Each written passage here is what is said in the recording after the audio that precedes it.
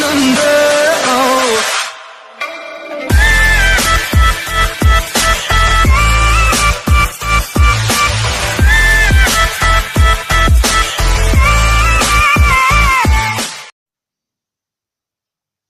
ัสดีค่ะสวัสดีเพื่อนๆกันด้วยนะคะนี่ก็คือโลโก้ใหม่ของช่องแพนเค้กนะคะก็เป็นเพิ่งทำนะคะก็เป็นยังไงไม่สวยเลยใช่ไหมนะคะก็มีโปรโมชั่นดีๆนะคะมานำเสนอเนาะก็คือถ้าเกิดว่าใครนะคะมาดูคลิปนี้ก็อย่าลืม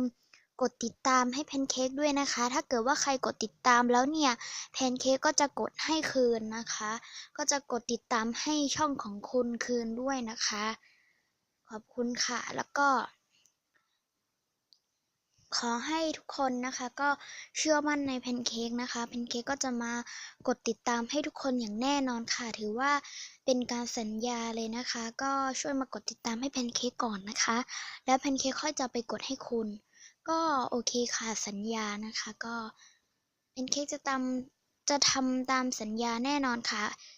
โอเคสำหรับคลิปนี้ก็ไม่มีอะไรแล้วนะคะก็อย่าลืมทำตามสัญญาที่แพนเค้กบอกนะคะ